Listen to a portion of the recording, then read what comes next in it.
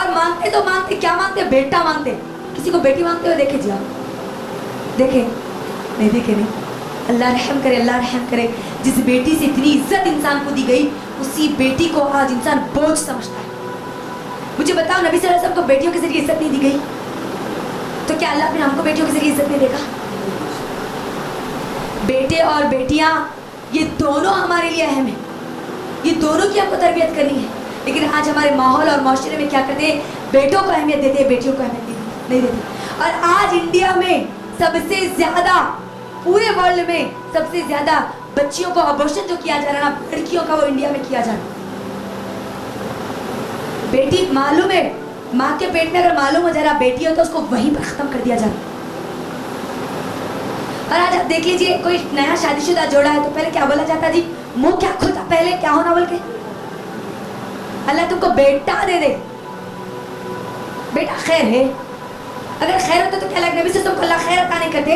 जब क्या लगने, अल्लाह के रसूल क्या बोला गया, आपको बहुत ज्यादा खैर अता किया गया, अल्लाह ने बहुत ज्यादा, इन्ना आते ना कल कौन सर, क्या अल्लाह ताला ने नबी सल्लल्लाहु अलैहि वसल्लम को ये खैर से महरूम कर दिया? गौर करो, बेटी है, बेटी हुई तो कैसा छोटा मुंह हो जाता हमारा, अल्लाह रहम करे। एक बेटी हुई, जान दो सेकंड अब इतना दुआ करते कि बेटा होना। अब फिर बेटी हुई, अयो अभी और बेटी छुई जी, इतना गंदा मुंह बना के बोलते बेटियों के लिए, अल्लाह रहम करे। और बेटा हो तो ऐसा मुंह खुल जाता, एक बड़ा लड्डू के अंदर डाल देना तो भी जगह बाखिर। बेटा अल्लाह रहम करे। हकीर समझा जाता ना उन लोगों को जिनकी खाली बेटियां होती, बड़े मालदार बड़े अमीर समझा जाता जिनके बेटे थे। अब 4 बेटे, तुम तो बड़े लकी है। अल्लाह रहम करे, जिनकी औलादें थी ना 10-10 औलादें थी, अल्लाह उनके नाम को बाकी नहीं रखा। अबू लहब, अबू जहल, कितने बेटे थे उसको, कितने बेटे थे, रहे ना, उसका नाम बाकी रहा। अरे तुरे बोलते हुए निकल जाते आज हम सीरत में, ये तमाम की तमाम बयानात में, बेटा बेटा बेटा सब कुछ होता, बोलते नहीं बेटी बोझ समझा जाता। नहीं, बेटी बोझ नहीं है, बेटी रहमत है, रहमत है। नबी सल्लल्लाहु अलैहि वसल्लम को 4 बेटियां दी गई। आप गौर करें, आज हमारे माहौल और मस्जिद में क्या करते हैं, बोलो जरा मुझे।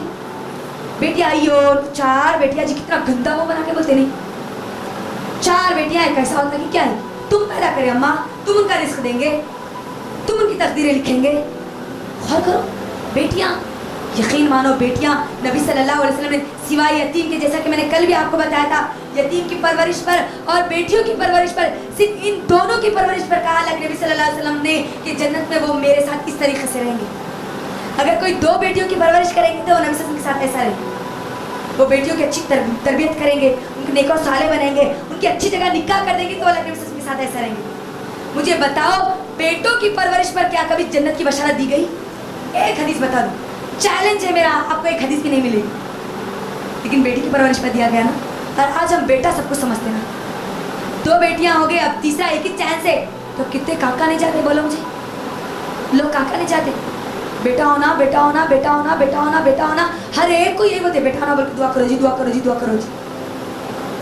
कभी अल्लाह से ये नहीं बोलता कि न फर्मा बरदार हमको औलाद दे, चाहे बेटा दे चाहे बेटी दे, फर्मा बरदार दे।